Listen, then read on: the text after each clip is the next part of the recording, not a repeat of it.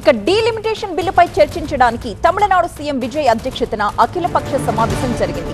అయితే ఈ సమావేశాన్ని డీఎంకేతో పాటు అన్నా డీఎంకే లాంటి ప్రధాన పార్టీలు బహిష్కరించాయి. డీఎంకేకు చెందిన మొత్తం 30 మంది ఎంపీలు సమావేశానికి దూరంగా ఉన్నారు. ఏఐఏడీఎంకే కూడా తన 4 ఎంపీలను ఈ కార్యక్రమానికి హాజరు కాకుండా ఉంచింది. పీఎంకే, ఎంఎన్ఎం, డీఎండీకే వంటి ఇతర పార్టీలు సైతం ఈ బహిష్కరణలో భాగమయ్యాయి. వీరిలో ప్రతి పార్టీకి ఒక్కో ఎంపీ ఉన్నారు. విజయ్ అధ్యక్షతన ఏర్పాటు చేసిన అఖిలపక్ష సమావేశంపై డీఎంకే నేతలు తీవ్ర ఆగ్రహం వ్యక్తం చేస్తున్నారు. కావేరీ జల వివాదం నుంచి దృష్టి మరల్చడానికి అఖిలపక్ష సమావేశం పేరుతో డ్రామా చేస్తున్నారంటూ విమర్శించారు. తమిళనాడు ప్రాతినిధ్యాన్ని కాపాడటం, న్యాయమైన నియోజకవర్గాల పునర్విభజన ఆవశ్యకతకు సంబంధించి మా నాయకుడు స్టాలిన్ నేతృత్వంలోని డీఎంకే తన పూర్వ వైఖరికే కట్టుబడి ఉందని ఆ పార్టీ నేతలు స్పష్టం చేశారు.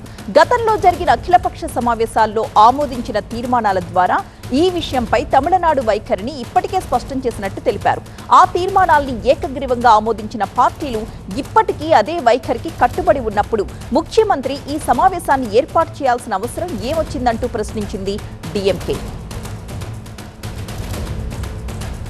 ఈ సమావేశానికి సంబంధించిన పూర్తి డీటెయిల్స్ అలాగే ప్రతిపక్షాలు చేస్తున్న విమర్శలకి విజయ్ సర్కార్ ఏం సమాధానం చెప్తోంది, దీనికి సంబంధించిన అంశాలు అందించడానికి మా ప్రతినిధి గోపి లైవ్ లో సిద్ధంగా ఉన్నారు. గోపి,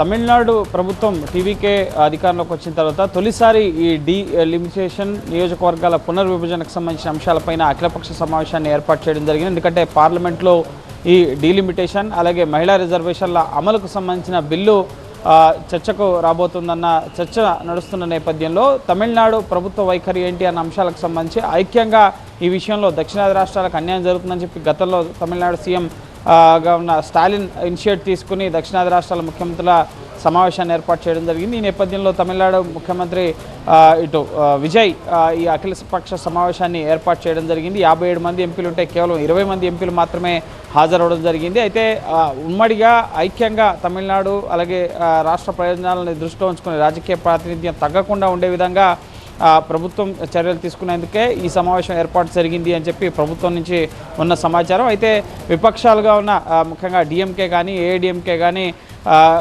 ఇప్పటికే కేంద్ర ప్రభుత్వం ఎటువంటి ఎజెండా ఖరారు చేయకుండా డ్రాఫ్ట్ బిల్ ఖరారు చేయకుండా ఇప్పుడు చర్చించాల్సిన అవసరం ఉంది. ఇప్పటికే డీలిమిటేషన్ విషయంలో తమిళనాడు వైఖరి ఏంటి అనేది కేంద్రానికి స్పష్టం చేశాం. గతంలో అసెంబ్లీలో తీర్మానాలు కూడా చేశాం. దీనికి సంబంధించి అన్ని పార్టీల నుంచి కూడా సమావేశాన్ని ఏర్పాటు చేసి ఒక నిర్ణయానికి వచ్చిన సందర్భంగా ఇప్పుడు ముఖ్యంగా అటెన్షన్ డైవర్షన్ ఇటు ప్రజల దృష్టిని మరల్చేందుకు కావేరీ మేకేదాటుకు సంబంధించిన నీటి అంశాలు అలాగే ఇచ్చిన హామీల అంశాలు వీటన్నిటిని ఇటీవలే ఉదయనిధి అరెస్ట్ చేయడం జరిగింది. సో రాష్ట్రంలో ఉన్న అంశాలని పక్కదారి పట్టించేందుకే అఖిలపక్ష సమావేశం ఏర్పాటు చేశారు. ఇప్పటికే ఇటు డిఎంకే వైఖరి ఏంటి అనేది గతంలోనే స్టాలిన్ స్పష్టం చేశారు అని చెప్పి కనిమొజి ఈరోజు అఖిలపక్ష సమావేశాన్ని విమర్శించడం జరిగింది. కేవలం ప్రజల దృష్టి మరల్చేందుకు కావాలని ఒక సమావేశాన్ని ఏర్పాటు చేశారు, కానీ ఇప్పుడు ఈ సమావేశాలు నిర్వహించాల్సిన అవసరం లేదు అని చెప్పి డిఎంకే చెప్తుంది. ఇక ఏఐడిఎంకే వాదన కూడా గతంలోనే మా స్టాండ్ని స్పష్టం చేశాం. ఇప్పుడు కేంద్రం డ్రాఫ్ట్ ఏంటో చూడకుండా మహిళా రిజర్వేషన్ల విషయంలో, ఎందుకంటే కేంద్రం ఇప్పుడున్న స్థానాలకి దక్షిణాది రేషియో ఏదైతే ఉందో ఆ రేషియో తగ్గకుండా 50% స్థానాలను పెంచుతూ బిల్లు తీసుకొస్తామని చెప్పి గతంలో ఏప్రిల్లో ప్రత్యేక సమావేశాలు పెట్టినప్పుడు ఒక అష్యూరెన్స్ ఇవ్వడం జరిగింది. బిల్లును మారుస్తామని చెప్పి కూడా.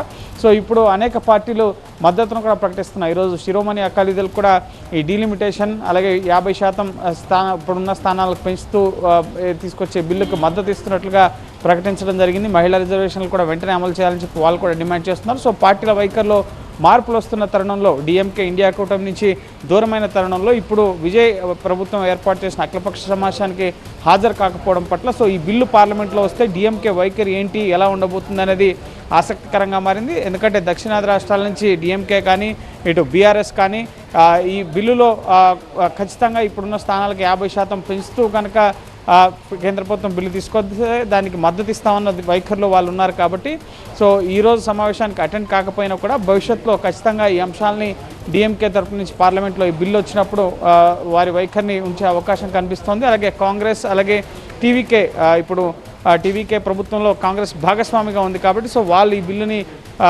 సమర్థిస్తారా, వ్యతిరేకిస్తారా, ఏం జరగబోతుంది అనేది మాత్రం మనం వేచి చూడాల్సి ఉంటుంది. ఎందుకంటే దక్షిణాది రాష్ట్రాలకు అన్యాయం జరుగుతుందన్న ఇనిషియేటివ్ మొదట తీసుకుంది స్టాలినే. సో ఆ స్టాలిన్ నిర్ణయానికి ఇటు తెలంగాణ సీఎం రేవంత్ రెడ్డి, ఇతర దక్షిణాది రాష్ట్రాలు ఇటు గతంలో రైట్, థ్యాంక్ యూ గోపి.